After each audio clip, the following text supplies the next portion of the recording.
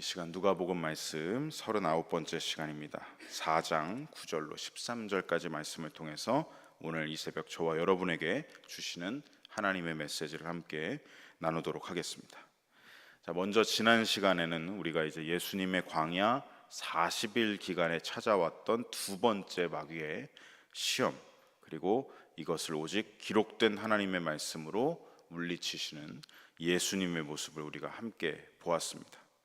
여러분, 사탄의 두 번째 공격이 무엇이었습니까? 세상을 보여주면서, 이 천하만국을 보여주면서 이 세상을 통해 너가 성공과 행복과 누림을 얻으려면 하나만 나에게 주면 된다. 너는 나를 경배해라, 마귀에게 경배해라 라는 공격을 들어왔습니다. 이는 예수님뿐만이 아니라 예수님을 따르는 저와 여러분 모든 그리스도인들에게 주는 시험이기도 합니다. 너의 믿음을 어떻게 하라는 것이죠? 세상 속에서 타협하면서 살아라. 편하게 좀 살아라. 신앙으로 자꾸 고집 부리지 말고, 신앙 고수하지 말고, 한 번, 두 번, 세 번 세상 속에서 합리화하면서 편한 삶을 살라는 그러한 유혹인 것이죠. 이 공격에 예수님은 어떻게 대적하십니까? 8절, 주 너의 하나님께만 경배하고 다만 그를 섬기라. 너의 하나님만 경배하고 다만 그를 섬기라.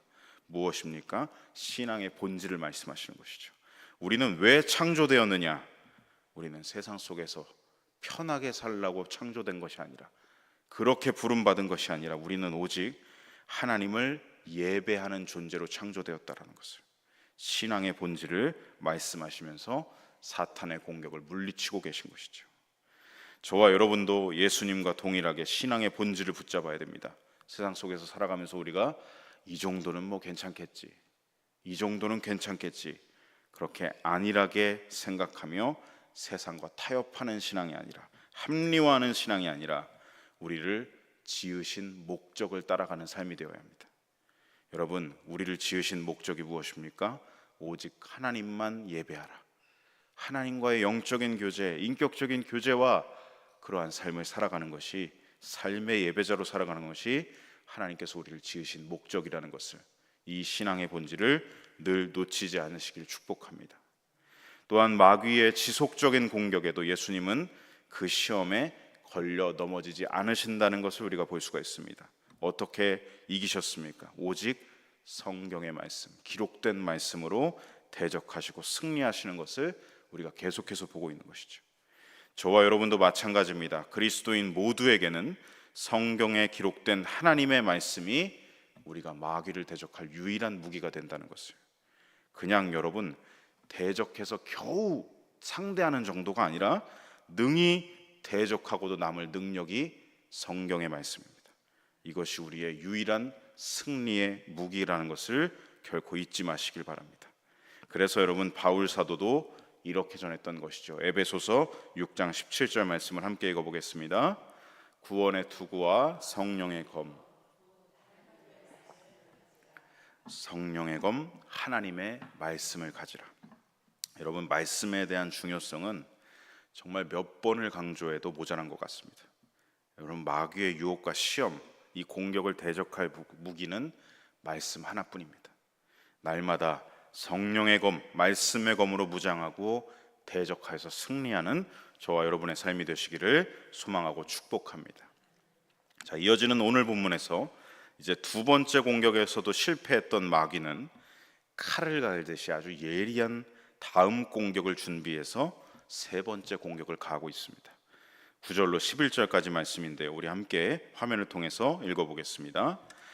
또 이끌고 예루살렘으로 가서 성전 꼭대기에 세우고 이르되, 네가 만일 하나님의 아들이거든 여기서 뛰어내리라. 기록되었으되 하나님이 너를 위하여 그 사자들을 명하사 너를 지키게 하시리라 하였고, 또한 그들이 손으로 너를 받들어 네 발이 돌에 부딪히지 않게 하시리라 하였느니라. 아멘.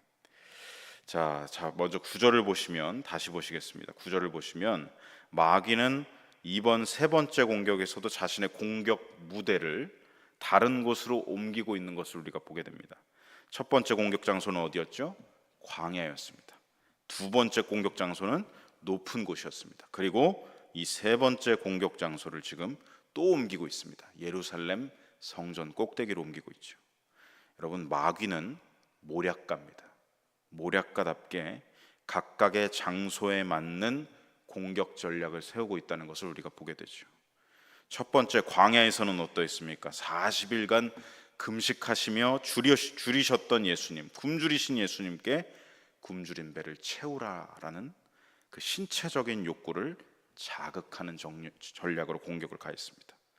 두 번째는 어떠했습니까? 높은 곳에서는 보여줍니다. 천하만국을 보여주면서 너의 마음과 삶을 높이고 싶은 욕구, 요즘 말로 말하면 무엇이죠? 셀럽이 되고 상류층이 되고 싶은 그 욕구죠.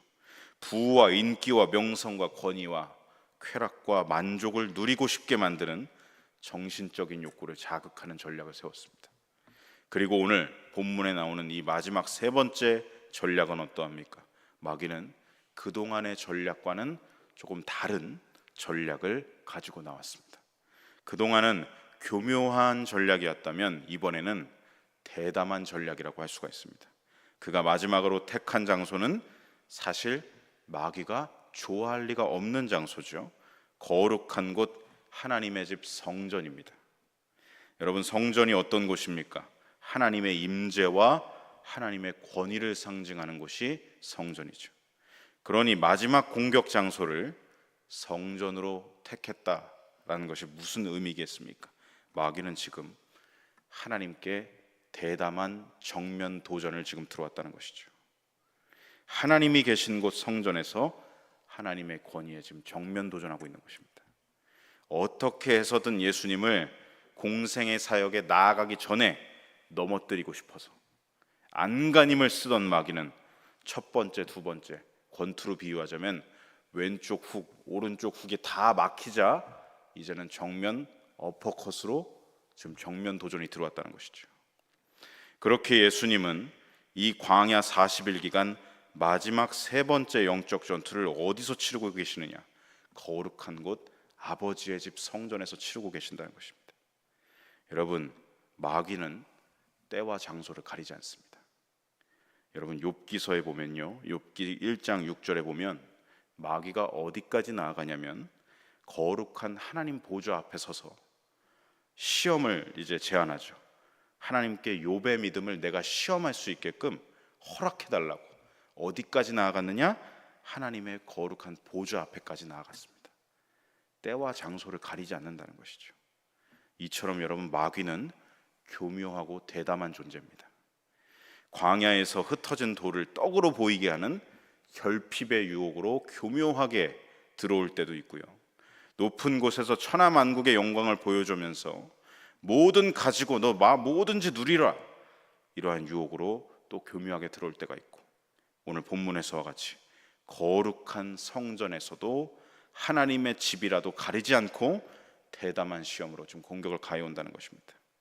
마귀는 어디서든지 우리를 유혹하고 미혹하여서 우리를 어떻게든 걸려 넘어지게 하는 자다라는 것이죠. 여러분 할 수만 있다면 마귀는 천국 문 앞까지 가서라도 우리를 공격하려고 될 것입니다. 그러니 우리가 교회에 나와서 예배드리는 모든 공예배 시간과 장소에서도 사탄은 영적 공격을 멈추지 않을 것입니다. 새벽 예배, 수요 저녁 예배, 금요 심야 예배, 주일 예배까지, 그리고 모든 속회 예배와 기도회까지 마귀는 영적인 공격과 방해를 때와 장소를 가리지 아니하고 지속적으로 간다는 것이죠. 뿐만 아닙니다. 공예배 시간뿐만이 아니라 마귀는 우리 일상생활 가운데서 갖는 하나님과 갖는 시간까지도 방해하려 듭니다. 큐티 말씀 묵상, 성경 읽기, 기도 시간 등 각 은혜의 수단과 경건의 시간들을 어떻게 만들겠습니까? 마귀가 제일 싫어하는 게 하나님과 하나님의 자녀들이 친밀해지는 걸 제일 싫어하죠. 그러니 말씀을 묵상하는 시간을 깜빡하게 만들고 성경 읽는 시간, 기도 시간 등을 망각하게 만드는 것입니다. 바빠서 정신이 없었다는 핑계로 나를 합리화하도록 만드는 게 바로 사탄의 공격입니다. 그러므로 여러분, 내 삶 속에서 내 하나님, 나의 하나님을 만나고 가까워지는 모든 시간과 장소, 또한 교회에서의 예배, 모든 공예배와 공모임 시간, 그리고 일상에서의 모든 이 경건의 시간들을 소홀하게 만드는 생각, 이건 마귀가 주입하는 영적 공격이라는 것을 늘 놓치지 마시기 바랍니다. 디모데전서 4장 5절 말씀, 너무나 유명한 말씀이죠. 우리 함께 읽어보겠습니다. 하나님의 말씀과 기도로 거룩하여짐이라. 아멘. 여러분, 마귀는 성도의 거룩함을 무너뜨리기 위해서 어떤 전략을 쓰느냐? 말씀과 기도가 있는 예배와 모임을 소홀하게 만드는 것이죠. 그렇게 해서 거룩을 무너뜨리고 망가뜨리고 싶은 것입니다. 우리가 여러분 사람 사이의 관계도 생각해 보면 남녀가 사귈 때라든지 친구 관계라든지 가족 관계라든지 그 관계가, 친밀했던 관계가 깨어지게 되는 대부분의 이유는 무엇이냐면 서로의 만나는 시간이 점점 줄어들 때 그렇게 됩니다. 눈에서 멀어지면 어떻게 된다고요? 마음에서도 멀어지는 것이죠. 우리가 하나님과의 그 진한 만남의 시간들, 저는 데이트 시간이라고 표현하고 싶습니다. 하나님과의 데이트 시간들을 자꾸 잊어버리고 망각하게 만들고, 그렇게 해서 마귀가 얻으려는 목적이 무엇입니까? 결국 우리로 하여금 하나님을 점차 잊어버리게끔, 하나님 생각하지 않도록 하나님을 우리 삶에서 지워버리려고 만드는 것이 바로 마귀의 목적이라는 것이죠. 그래서 여러분, 저와 여러분에게 필요한 기도가 무엇이냐면 예수님께서 우리에게 가르쳐 주신 기도, 주기도문에도 잘 나와 있습니다. 우리 마태복음 6장 13절 말씀, 우리 붉은색 글씨 함께 읽어보겠습니다. 우리를 시험에 들게 하지 마시옵고 다만 악에서 구하시옵소서. 아멘. 여러분, 이 기도는 사실 우리가 어떤 예배 때나 기도 모임 때 주기도문을 고백할 때만 하는 고백이 아니라 우리가 어느 예배든 어느 모임 중이든, 그리고 또 우리 삶의 현장인 일상 속에서 반드시 고백해야 할 기도와 간구가 바로 이 기도입니다. 여러분, 마귀의 해방은 어떻다고요? 우리가 하나님의 자녀로 살아가는 모든 시간과 장소와 때를 가리지 않고 지속되기 때문에 우리는 이 기도를 날마다 매 순간 드려야 된다는 것이죠. 예배의 자리에서 마귀가 어떻게 회방을 놓습니까? 선포되는 하나님의 말씀이 있으면 그 말씀을 아멘 하지 못하도록, 야, 저게 맞는 말이냐? 네 생각이 맞지, 네 판단을 생각해, 이렇게 만드는 게 마귀의 회방입니다. 일상의 자리에서는 어떻게 회방합니까? 매 순간 하나님의 뜻을 따르지 못하도록 자꾸만 내 욕망을 부추깁니다. 내 욕구를 부추깁니다. 네가 원하는 대로 살아, 네 마음이 가는 대로 살아. 그 욕구를 충족하는데 모든 시간과 에너지를 다 쏟아붓게끔 우리를 미혹하는 것이죠. 예수님은 사탄의 이 전략을 잘 아셨기 때문에 우리에게 지금 이 기도를 가르쳐 주신 것입니다. 우리를 시험에 들게 하지 마시옵고 다만 악에서 구하옵소서. 이 기도가 우리 일주일의 모든 시간과 장소에서 드려지는 간구가 되어서 여러분, 사탄의 지속적인 회방 속에서도 끝까지 하나님을 바라보시는 저와 여러분이 되시기를 소망합니다. 이어서 오늘 본문 10절과 11절에 나타난 마귀의 공격을 자세하게 들여다보면 마귀가 지금 무엇을 하고 있느냐, 대담하게 또한 무엇을 하고 있습니까? 성경에 기록된 말씀을 마귀가 이용하고 있다라는 것을 우리가 보게 되죠. 기록되었으되 하나님이 너를 위하여 그 사자들을 명하사 너를 지키게 하시리라 하였고, 또한 그들이 손으로 너를 받들어 네 발이 돌에 부딪히지 않게 하시리라 하였느니라. 마귀는 앞에서 두 번이나 기록된 하나님의 말씀 선포 때문에 어떻게 됐죠? 졌습니다. 예수님께 졌습니다. 그래서 자기가 먼저 선수를 치고 있습니다. 이번에는 자기가 먼저 말씀 카드를 꺼내와서 역이용하고 있습니다.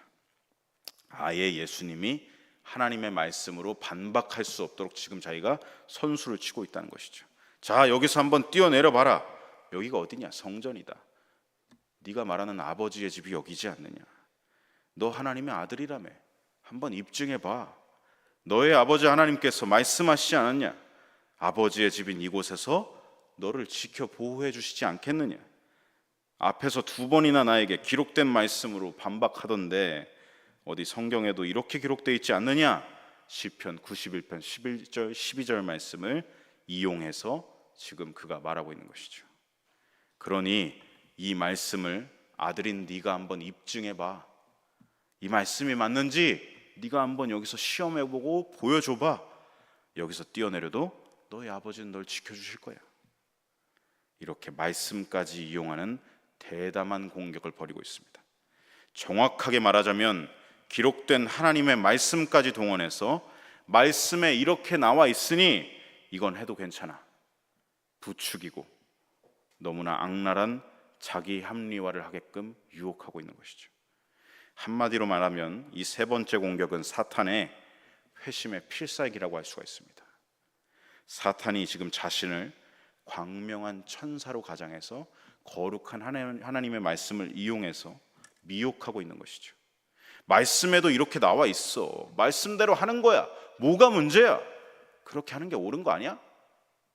말씀을 이용해서 자기 죄악을 합리화시키게끔 믿음의 태도인 것처럼 속이고 있고, 이건 죄가 아니니까 해도 돼, 죄를 종용하고 있다는 것입니다. 또한 이 속임수를 통해 우리가 무엇을 알 수 있냐면 성도로 하여금 마귀는 하나님을 시험하게끔 만든다는 것이죠. 하나님의 말씀이 이러하니 그 말씀이 얼마나 신실한지를 한번 네가 입증해봐, 시험해보라는 것입니다. 사실 여러분, 하나님을 시험한다는 것 자체가 하나님을 온전히 믿지 못한다는 불신앙이죠. 마귀는 이렇게 우리가 하나님께 대하여 인격적으로 하나님을 신뢰하지 못하도록 만듭니다. 하나님이 우리의 주인이시고 우리의 삶을 인도하시는 분이라는 사실을 신뢰하지 못하도록 미혹한다는 것이죠. 이게 바로 이 공격을 통해 마귀가 노렸던 점입니다. 성도 여러분, 오늘날 우리도요, 때로 이럴 때가 있습니다. 종종 말씀을 이용할 때가 있습니다. 그 말씀이, 하나님의 말씀이 내 요구대로, 내 욕구대로, 내 마음의 원대로 이 말씀이 이루어지기를 바라곤 하죠. 이건 여러분 사실 하나님을 믿는 제대로 된 믿음이라기보다 하나님을 시험하고 하나님을 조종하려 드는 것입니다. 하나님이 기준이 되어야 합니다. 그런데 자기가 기준이 되어서 말씀을 뽑아서 이용하는 것이죠. 그래서 말씀을 우리 좋은 대로 이용하거나 자기식대로 해석하지 않도록 우리는 늘 점검해야 됩니다. 내 입맛에 맞는 말씀만 취하고 그것에만 아멘하고 맞지 않는 말씀은 버리는 불신앙적 태도를 우리는 버리고 점검해야 된다는 것이죠. 여러분, 말씀을 이용해서 내 뜻을 이루는 것은 믿음이 아닙니다. 믿음이 무엇입니까? 아브라함이 어떻게 했습니까? 예수님이 어떻게 하셨습니까? 하나님이 말씀하시면 네, 하나님, 순종하는 것이 믿음입니다. 말씀을 이용하는 게, 내 뜻을 이루는 게 믿음이 아니라 오직 하나님이 말씀하시면 예, 하나님, 가겠습니다. 예, 하나님, 순종하겠습니다. 이게 믿음입니다. 그러므로 말씀을 대하고 있는 나의 태도를 항상 점검해 보시기 바랍니다. 말씀을 마무리합니다. 오늘 이 사탄의 세 번째 공격에 대해서 예수님은 12절에서 마지막 이렇게 대적하고 계십니다. 12절 말씀을 합독해 보겠습니다. 예수님께서 대답하여 이르시되, 아멘. 예수님은 사탄의 이 대담하고 교묘한 공격의 본질을 지금 꿰뚫어 보고 계십니다. 아, 마귀가 지금 나에게 이런 공격을 하고 있구나. 너 하나님 시험해봐라. 아버지를 의심하게 만들고 있구나. 그리고 오직 나를 위해서 말씀을 이용하라고 나를 종용하고 있구나. 하나님이 기준된 신앙생활이 아니라 내가 기준이 돼 하나님을 이용하라는 종교생활을 지금 종용하고 있구나. 이 본질을 정확하게 간파하시고 그래서 이 말씀으로 대적하고 계신 것이죠. 신명기 6장 16절에 기록된 말씀입니다. 우리 함께 읽어보겠습니다. 너희가 마사에서 시험한 것 같이 너희의 하나님 여호와를 시험하지 말고. 아멘. 여러분, 이 말씀은 과거 출애굽 당시 마사 또는 무리바라 불렸던 곳이죠. 이곳에서 이스라엘 백성들이 하나님을 시험한 사건을 배경으로 하고 있는 말씀입니다. 출애굽기 17장에 나오는 내용인데 이스라엘 백성들이 어떻게 했느냐? 광야 생활 가운데 물이 없어 고난을 당하자 하나님 혹시 우리를 떠난 거 아니야? 하나님 우리를 버리신 거 아니야? 의심하기 시작합니다. 그것이 바로 이 출애굽기 17장 7절이죠. 마사 또는 무리바 이곳에서 여호와를 시험하여 이르기를 여호와께서 우리 중에 계신가 안 계신가 하였습니다. 그들은 하나님은 우리에게 고난을 주실 리가 없어, 우리를 떠나실 리가 없어, 그렇게 하나님이 우리와 계신가 안 계신가를 의심했습니다. 이게 무엇입니까? 하나님의 뜻보다 내가 기준되어서 내 생각에 앞서서 하나님을 의심하고 시험했던 것이죠. 여러분, 하나님은요, 광야에서 우리를 믿음으로 훈련시키실 수도 있고요, 평안함을 주실 수도 있습니다. 이 주권이 누구에게 있다는 것이죠? 하나님께 있는 것이죠. 내가 기준이 아닙니다. 하나님이 우리를 떠나실 리가 없어, 이건 내가 기준이 된 거죠. 주권은 하나님께 있습니다. 하나님께. 그러므로 그럴 리가 없어 라고 의심하고 시험한다는 것은 주권이 여전히 나에게 있고 내가 하나님을 이용하고 시험하겠다는 그러한 심산인 것이죠. 그러므로 예수님은 사탄이 주는 이 공격의 본질을 정확하게 간파하시고 정확한 말씀으로 대적하고 계신 것입니다. 성경에 기록되어 있기를 주 너의 하나님을 시험하지 말라 하였느니라. 사랑하는 성도 여러분, 진정한 신앙생활이 무엇입니까? 하나님의 뜻과 말씀에 믿음으로 반응하고 순종하는 것이 진정한 신앙생활입니다. 내가 기준돼서 하나님을 이용해 먹겠다, 말씀을 뽑아내서 이용해 먹겠다라는 것은 하나님을 우상처럼 대하는 종교생활입니다. 알라딘의 요술램프 같은 것이죠. 문질러서 내가 원할 때 언제든지 나와라, 언제든지 이루어줘라, 내가 원하는 것은 이것이니 이것을 들어주십시오.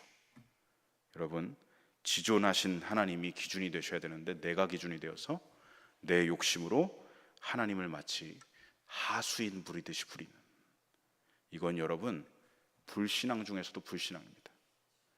이건 우상숭배로 하나님을 섬기는 것이죠. 섬긴다는 표현도 아니겠죠. 진정한 성도는 여러분, 말씀을 부적처럼 이용해 먹는 성도가 아니라 하나님의 말씀에 예 하나님 믿음으로 반응하여 순종하고 하나님 뜻에 죽도록 충성하는 것이 진정한 신앙생활인 줄로 믿습니다. 바라기는 날마다 성령께서 저와 여러분을 마귀의 시험에 빠지지 않도록 지켜주시고 악에서 매 순간 건져주셔서 이러한 불신앙으로 나아가지 않기를, 신앙이 자꾸 죽은 종교화가 되어가고 있는 이 땅에서 날마다 살아계신 하나님의 뜻과 말씀에 예 하나님 제가 하겠습니다, 예수님처럼 믿음과 충성을 다해 순종하는 삶이 되시기를 간절히 소망하고 축복합니다.